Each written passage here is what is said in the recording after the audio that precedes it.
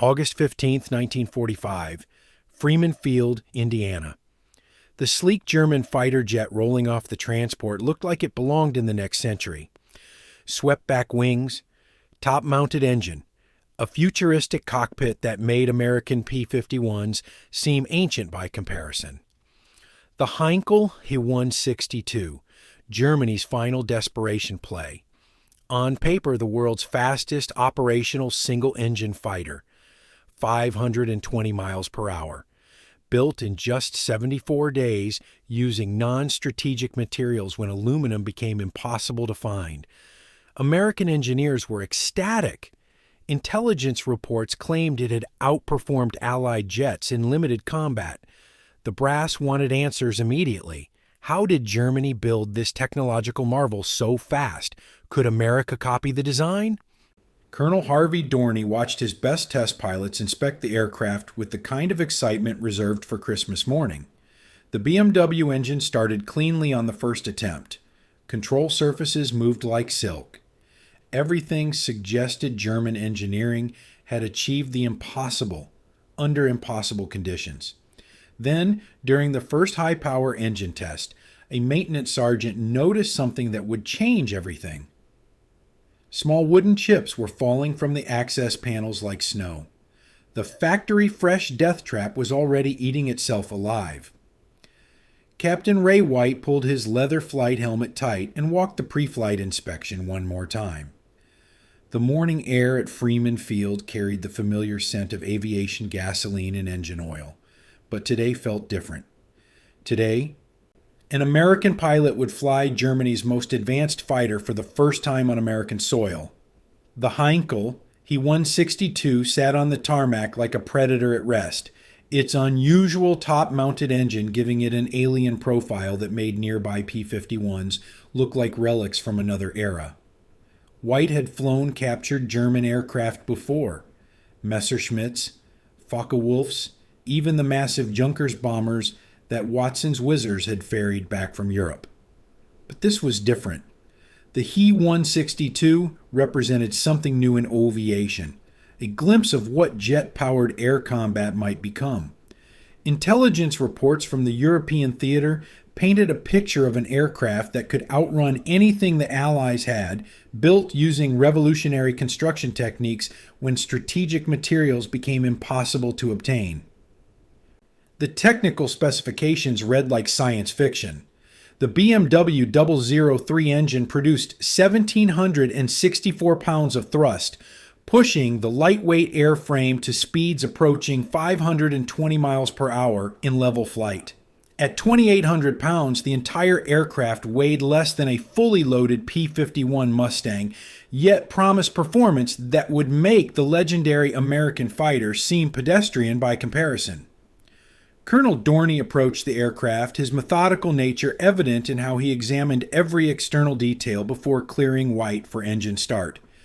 The two men had worked together through dozens of evaluation flights, building a professional relationship based on mutual respect for proper procedures and healthy skepticism of claims that seemed too good to be true. Dorney's experience evaluating foreign aircraft had taught him that paper specifications often told only half the story. The BMW engine spooled up with a distinctive whistle that set it apart from American jets. Unlike the harsh, aggressive sound of turbojet engines White had encountered, the German power plant produced an almost musical tone as the compressor blades reached operating speed. The cockpit instrumentation, while labeled in German, followed logical layouts that any experienced pilot could decipher quickly. Engine temperatures stabilized within normal ranges, fuel flow remained steady, and hydraulic pressure built to specification levels. White advanced the throttle gradually, feeling the aircraft strain against the wheel brakes as thrust increased. At 90% power, the He 162 produced enough force to require significant brake pressure to remain stationary. Everything felt normal, professional, exactly what he would expect from German engineering. The control surfaces responded crisply to his inputs. The rudder pedals provided good feedback. And the overall impression was of a well-designed machine built by competent engineers. Tower clearance came through his headphones with the familiar cadence of military air traffic control. White released the brakes and felt the aircraft surge forward with surprising acceleration. The takeoff roll proved shorter than anticipated, less than 1,500 feet before the main gear lifted cleanly off the concrete. Gear retraction operated smoothly, and within moments he found himself climbing through 3,000 feet at a rate that exceeded his expectations. At 15,000 feet, White leveled off and began exploring the aircraft's flight envelope systematically. Straight and level flight felt stable and predictable, with control harmony that suggested careful attention to aerodynamic design. The promised speed materialized exactly as advertised. 500 miles per hour came up on the airspeed indicator with power settings that left considerable thrust in reserve. For a few exhilarating minutes, White experienced what German pilots must have felt when encountering Allied fighters, the intoxicating advantage of superior speed.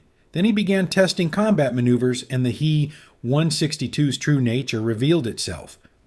A moderate turn at 4 Gs produced an alarming sound from somewhere behind his seat, a distinct cracking noise that no pilot ever wants to hear in flight. White immediately rolled wings level and reduced the G-load, but the damage was done. Something structural had given way under what should have been routine combat stress. The engine presented its own challenges. Rapid throttle movements caused flameouts that required careful restart procedures. The BMW power plant seemed sensitive to altitude changes and throttle inputs in ways that would prove problematic during air-to-air combat. Most concerning, the rudder control exhibited hair trigger sensitivity that made precise maneuvering extremely difficult. Small inputs produced violent yaw motions that threatened to depart controlled flight entirely. White completed the test flight within the prescribed parameters, but his enthusiasm had evaporated completely. The landing approach required exceptional care due to the rudder sensitivity, and touchdown came with a sense of relief rather than accomplishment. As he taxied back to the parking area, he could see Colonel Dorney and the technical team waiting with obvious anticipation for his initial assessment. The post-flight inspection revealed the source of the cracking sound. Stress fractures had appeared in the wooden wing spars at the root attachments, exactly where maximum loads would concentrate during combat maneuvering. White's moderate 4G turn had been enough to initiate structural failure in an aircraft supposedly designed for air-to-air combat. The German consultant engineer, a thin man named Klaus who had worked at the Heinkel factory, examined the damage with obvious embarrassment.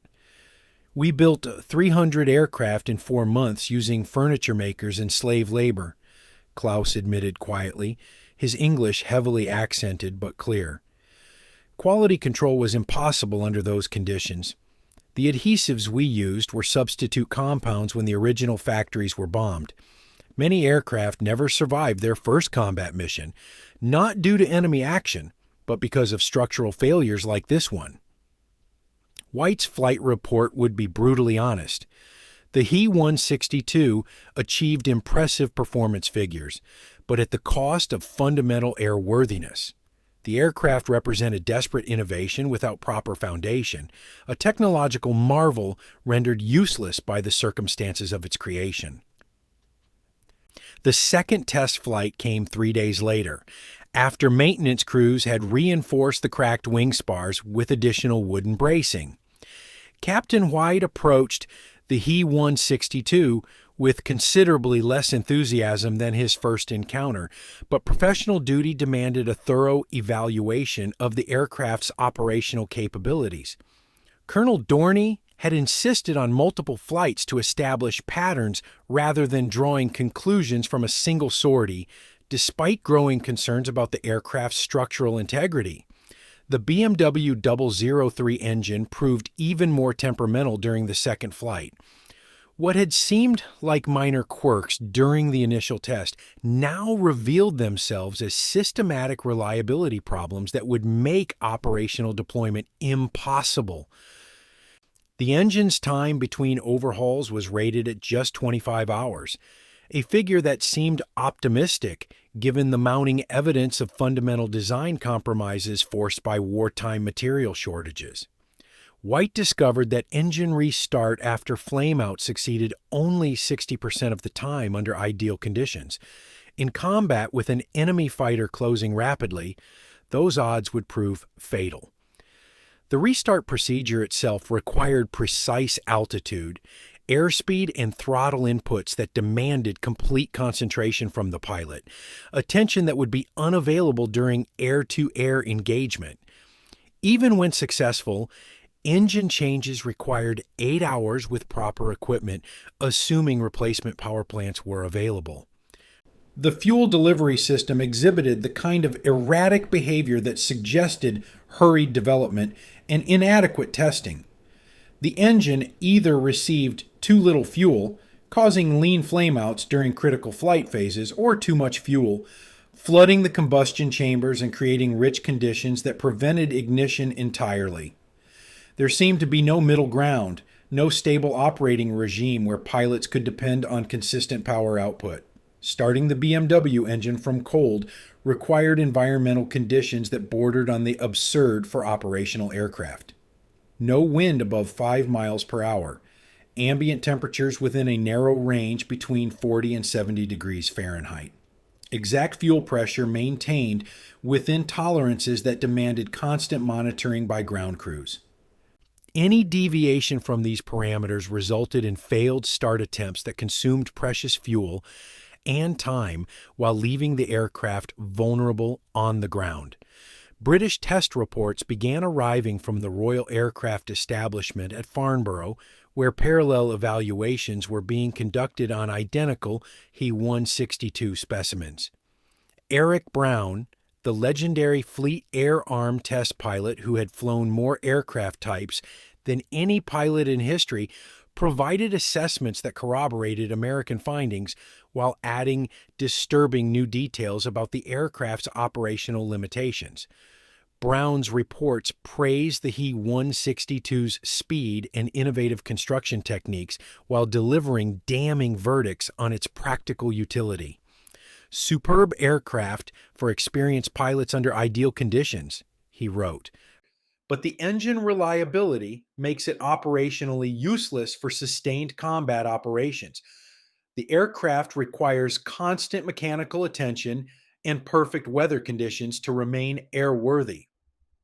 More troubling news arrived from other test centers where He 162s were being evaluated. The combustion chambers in BMW engines were cracking under thermal stress after relatively few operating hours, a problem that seemed to worsen as flight time accumulated. The metallurgy of critical engine components had been compromised by wartime substitute materials that could not withstand the extreme temperatures and pressures of jet engine operation. Then came the devastating telegram that changed everything. Royal Air Force Flight Lieutenant R.A. Marks had been killed during a demonstration flight at Farnborough when his He 162 suffered complete tail section separation.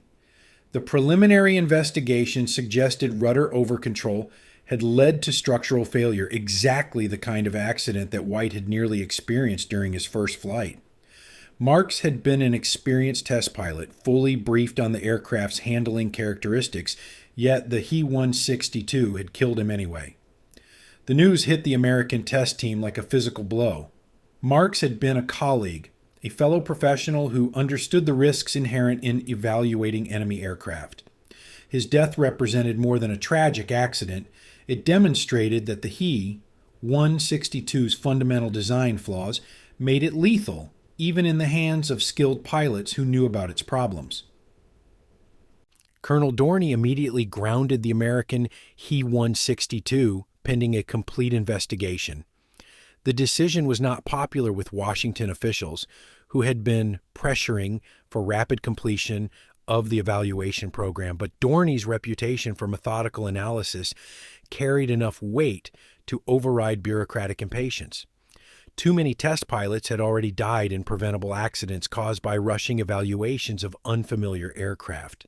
The grounding order meant that White's 2 flights would be the extent of American-piloted evaluation until investigators could determine the exact cause of the British accident. Klaus, the captured Heinkel engineer, provided additional context that painted an even grimmer picture of the He-162's development history. Factory records showed that German pilots had experienced a loss rate exceeding 5-to-1, operational accidents versus combat casualties. White found himself in the unusual position of having survived flights in an aircraft that was proving statistically more dangerous than combat operations against enemy fighters. The He-162 was not just unreliable or difficult to maintain, it was actively trying to kill anyone who flew it. The wooden construction that had seemed innovative was actually a symptom of industrial desperation, using materials and techniques that compromised basic airworthiness in pursuit of production numbers that looked impressive on paper but meant nothing if the aircraft could not be flown safely. The BMW engine represented similar compromises. Designed for short-term operation by pilots who might not survive long enough for reliability problems to become apparent, the power plant sacrificed durability for immediate performance. In the context of Germany's deteriorating war situation, this might have seemed reasonable, but for peacetime evaluation and potential technology transfer, it rendered the entire aircraft worthless. Klaus admitted that quality control had been abandoned entirely during the final months of production.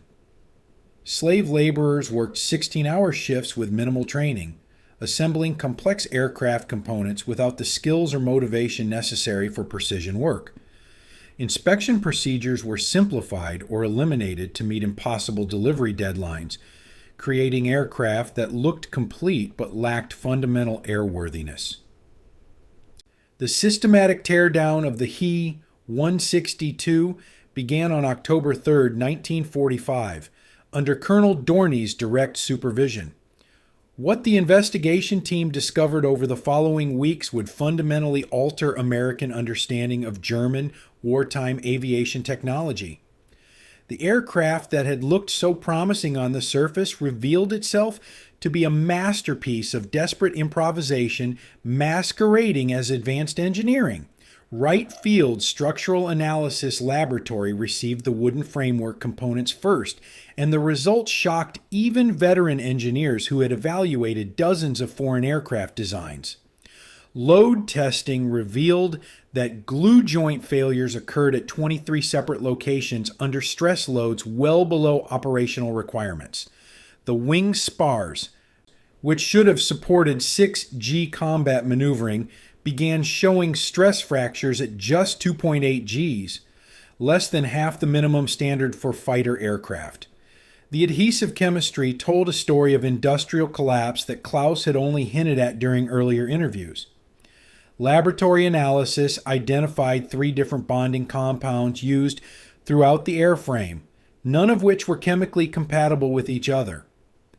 The primary structural adhesive contained formic acid, the same compound found in ant venom, which had been added as a wartime substitute when the original phenolic resins became unavailable due to bombing damage at chemical plants. This acidic adhesive was literally dissolving the wooden framework from within, breaking down cellulose fibers and creating microscopic voids that propagated into visible cracks under even minor stress. The process was irreversible and accelerated with time, meaning that every He-162 ever built was slowly destroying itself even while sitting inactive on the ground. The aircraft had a built-in expiration date that made long-term operational deployment impossible. Electrical system inspection revealed fire hazards that bordered on criminal negligence. Wiring harnesses ran through wooden channels without proper insulation, creating multiple ignition sources in an aircraft built primarily of flammable materials. The electrical components themselves used substitute materials that degraded rapidly, causing intermittent failures that would have made instrument flying extremely hazardous. Klaus explained that electrical fires had destroyed more A-162s on the ground than Allied fighters had shot down in combat.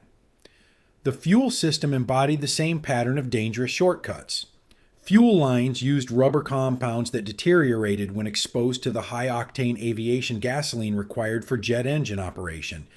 Tank sealing compounds contained petroleum derivatives that gradually dissolved, creating leaks that not only reduced range but created vapor accumulations in enclosed spaces.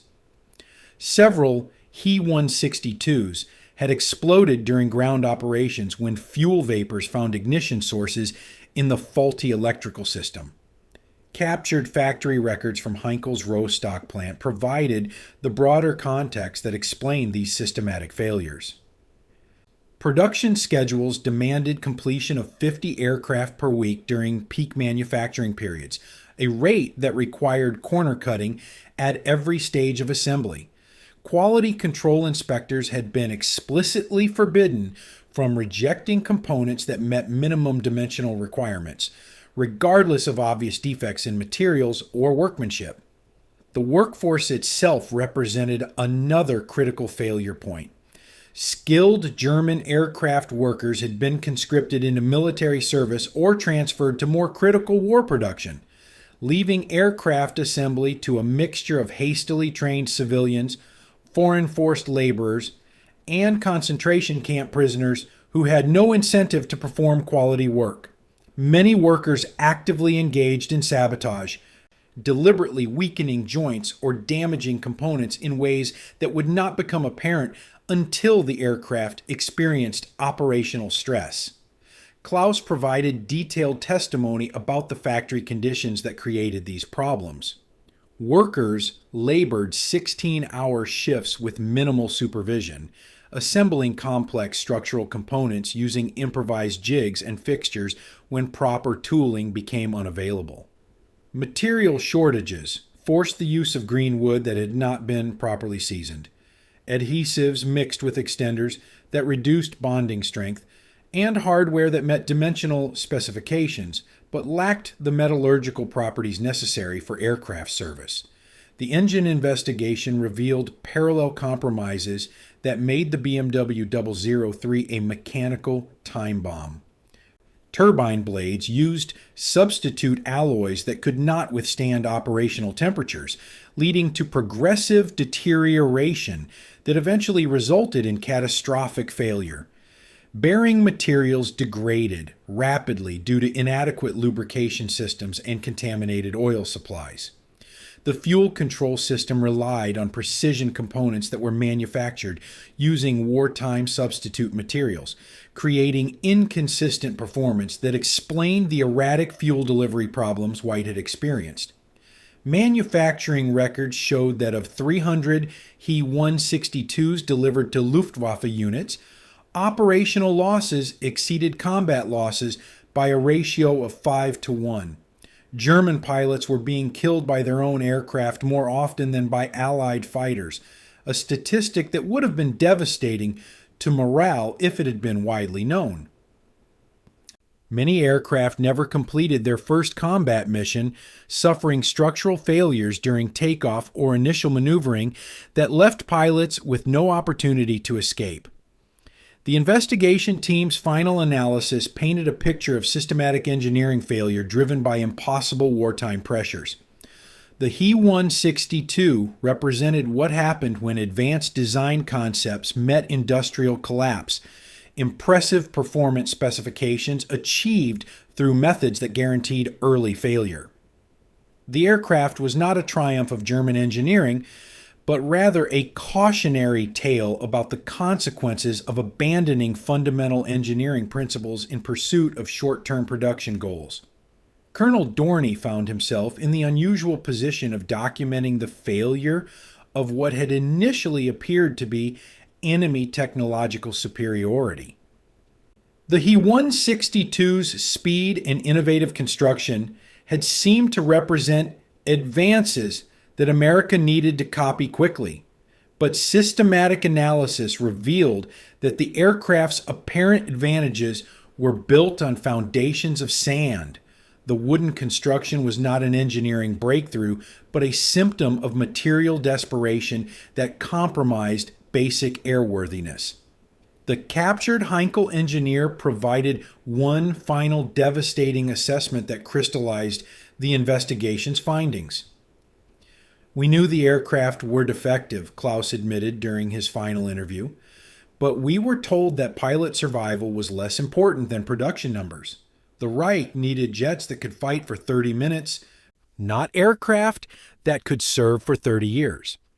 This admission revealed the fundamental philosophical divide between German wartime expedients and American peacetime engineering standards that valued pilot safety above short-term performance gains. Wright Field's final evaluation report landed on Pentagon desks like an unexploded bomb on November 20th, 1945. The 300-page document, compiled under Colonel Dorney's meticulous supervision, demolished every assumption American intelligence had made about German jet fighter superiority. The recommendation section, printed in bold capital letters, left no room for misinterpretation. The Heinkel He 162, while achieving impressive performance figures, represents a systematic failure of engineering priorities. The aircraft's rushed development, substandard materials, and inadequate quality control make it unsuitable for operational service or technology transfer. The admission stung American pride in ways that battlefield defeats never could. Here were America's best test pilots, flying Germany's most advanced fighter, concluding definitively that it was an elaborate death trap. The aircraft that had seemed to represent enemy technological superiority was actually a monument to industrial desperation, achieving impressive specifications through methods that guaranteed pilot fatalities. General Henry Arnold, commanding the Army Air Forces, read Dorney's summary with growing incredulity. The numbers told a story that contradicted everything intelligence reports had suggested about German jet development. Fuel system reliability, 40%. Structural integrity under combat loads, inadequate at any G-force above 3. Engine time between failures, less than 10 hours of actual flight operations. These were not the specifications of an advanced weapon system, but rather the performance characteristics of a prototype that should never have entered production. The political implications rippled through Washington's military establishment. Congressional committees had been briefed on German technological advances that supposedly required immediate American responses. Defense contractors had been awarded preliminary contracts to reverse engineer captured jet technology. Scientific resources had been redirected toward programs based on the assumption that German engineering represented the future of military aviation. Captain White found himself testifying before a closed session of the Senate Armed Services Committee, explaining to skeptical politicians why America's most experienced test pilots considered Germany's fastest fighter to be unsuitable for American service. The questions revealed deep misunderstanding of the engineering principles that separated impressive performance from operational reliability. Senators who understood political compromise struggled to grasp why aircraft that could fly 500 miles per hour were worthless if they could not do so safely. The British experience at Farnborough provided crucial corroboration for American findings. Eric Brown's detailed technical reports documented identical problems with structural integrity, engine reliability, and overall airworthiness. More importantly, Flight Lieutenant Mark's death had occurred under circumstances that precisely matched the failure modes American engineers had identified through ground testing. The He 162 was killing experienced test pilots in both countries, confirming that the problems were inherent design flaws rather than operational errors. Klaus, the captured Heinkel engineer, provided congressional testimony that revealed the human cost of Germany's desperate production schedules. Under oath, he detailed factory conditions where quality control had been abandoned entirely in favor of meeting impossible delivery quotas. Slave laborers worked until they collapsed, then were replaced by fresh workers who had no training in aircraft assembly.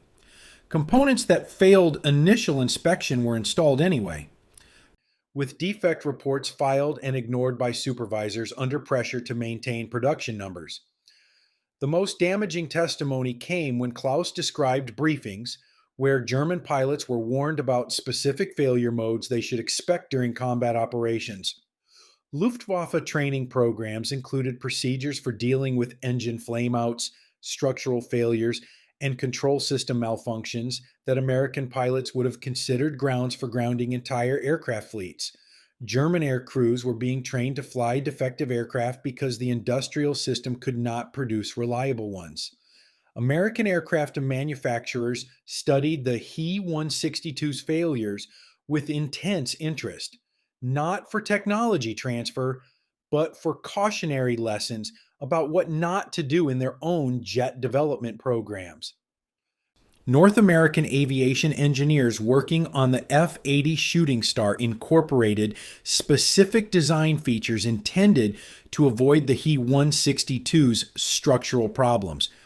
Republic Aviation's F-84 Thunderjet program emphasized engine reliability over maximum performance, explicitly rejecting the German philosophy of accepting high failure rates for marginal speed advantages. The investigation's findings influenced American jet development in ways that would prove decisive during the Korean War. While Soviet aircraft derived from German designs inherited many of the same fundamental flaws that plagued the He 162, American jets emphasized reliability and maintainability over maximum performance specifications. The result was aircraft that could be operated safely by average pilots under field conditions, rather than machines that required exceptional skill in perfect conditions to avoid fatal accidents. Colonel Dorney's final assessment became required reading at test pilot schools and engineering colleges. The enemy's technological desperation taught us more about what not to do than their successes taught us what to pursue, he wrote. The He 162 was not advanced engineering. It was a warning about the consequences of abandoning fundamental principles under pressure. The broader lesson resonated throughout America's post-war aviation industry. Innovation without proper foundation killed pilots and wasted resources. German jets had looked like the future, but American jets would actually work when called upon. The He 162's spectacular failures became a cautionary tale about the difference between impressive specifications and operational effectiveness.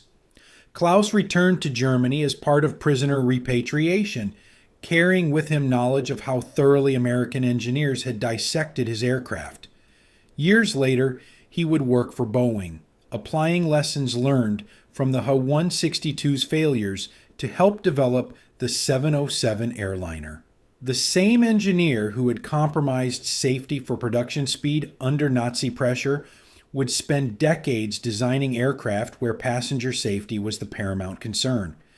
The He 162 evaluation program cost American taxpayers relatively little indirect expenses, but provided invaluable lessons that influenced decades of subsequent aircraft development. By learning what not to do from German mistakes, American engineers avoided repeating errors that would have cost countless pilot lives and billions of development dollars.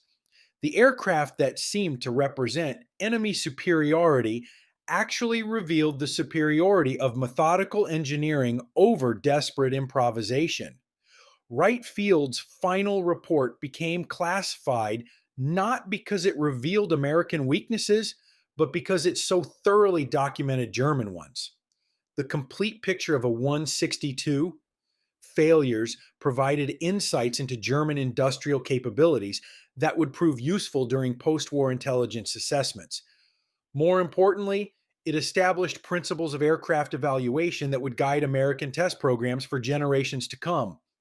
The unexpected wisdom emerged slowly, like developing photographs in a darkroom.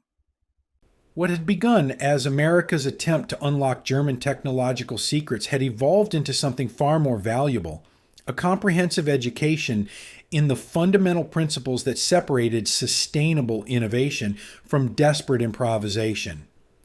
The He 162's systematic failures became a textbook that American engineers would study for decades, learning more from German mistakes than they ever could have from German successes.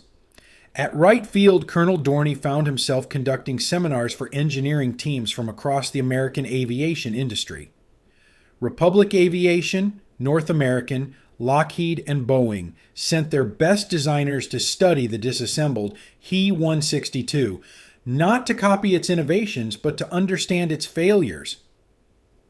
The aircraft became a three-dimensional case study in what happened when engineering principles were sacrificed for expedient solutions.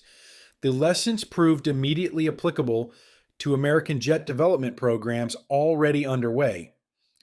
North American's F-80 program incorporated structural design changes specifically intended to avoid the glue joint failures that had plagued the He 162. Instead of relying on wooden construction with problematic adhesives, American engineers emphasized metal fabrication techniques that provided predictable strength characteristics under all operating conditions. Republic Aviation's approach to the F-84 engine installation reflected direct lessons learned from the BMW 003's reliability problems. Where German designers had accepted high failure rates in exchange for maximum performance, American engineers prioritized engine accessibility and maintainability. The F-84's power plant could be changed in the field within 4 hours using standard tools, compared to the He 162's 8-hour engine change requirement that demanded specialized equipment rarely available at forward bases. Captain White participated in these educational sessions, sharing his firsthand experience of flying an aircraft that actively tried to kill its pilot. His technical debriefings became legendary within the test pilot community, providing visceral understanding of how design compromises translated into life-threatening flight characteristics. White's description of the He 162's hair trigger rudder sensitivity influenced control system, design, philosophy throughout American aviation. The fuel system lessons proved particularly valuable for long-range aircraft development. American engineers studying the He 162's erratic fuel delivery problems developed redundant feed systems that prevented the lean and rich conditions that had made the BMW engine so unreliable. These innovations would prove crucial during the Korean conflict, where American jets operated at extended ranges under conditions that would have grounded German aircraft. Klaus, still under American supervision but now functioning more as a consultant than a prisoner, provided detailed briefings on German production methods that revealed systemic problems beyond individual aircraft defects. His accounts of factory conditions where quality control had been abandoned influenced American manufacturing standards for decades. Defense contractors implementing jet production programs incorporated inspection procedures specifically designed to prevent the cascading failures that had characterized German wartime manufacturing. The educational value extended beyond technical lessons into fundamental questions about engineering philosophy. The He 162 represented what happened when immediate needs overruled long-term sustainability, when production numbers became more important than pilot survival, when innovation proceeded without adequate testing and validation. American engineers studying these failures developed appreciation for methodical development processes that might take longer but produced reliable results. British collaboration enhanced the learning experience significantly.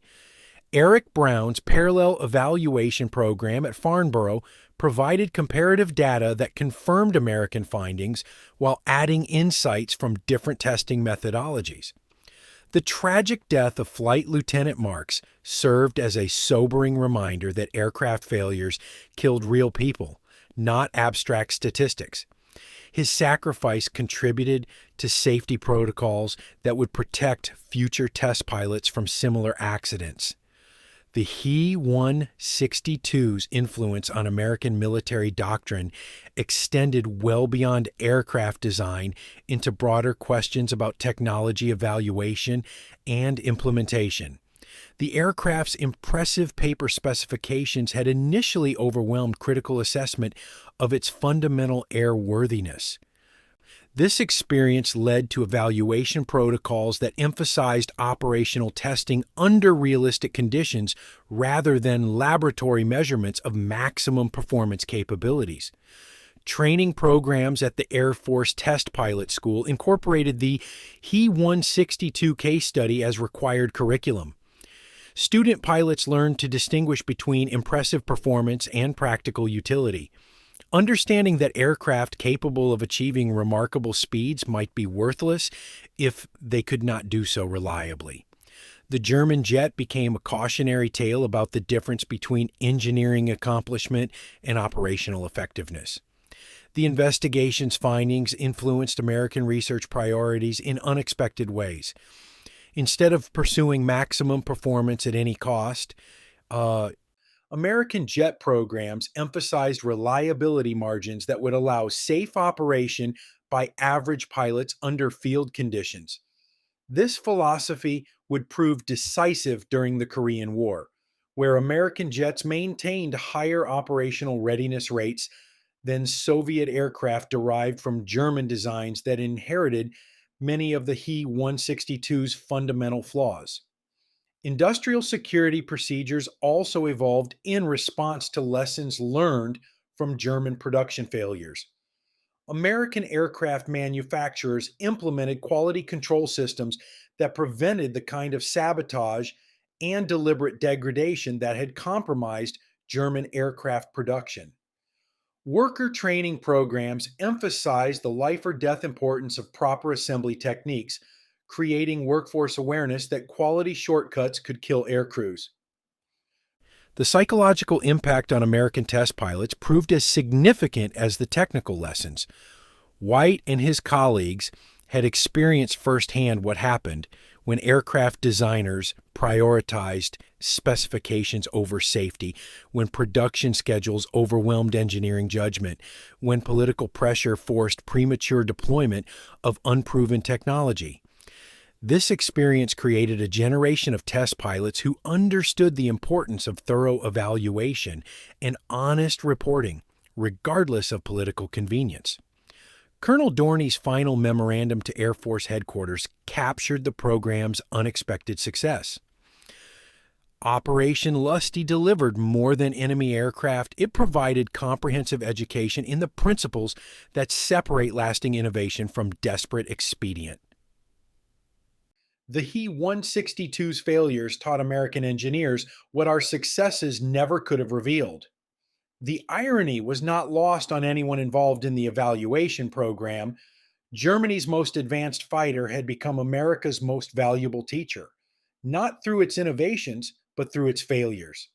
The aircraft that was supposed to demonstrate enemy technological superiority had instead revealed the superiority of methodical engineering over brilliant improvisation, of sustainable development over desperate shortcuts, of safety margins over maximum performance. In the end, the He 162 served American interests far better as a cautionary tale than it ever could have as a technology transfer opportunity.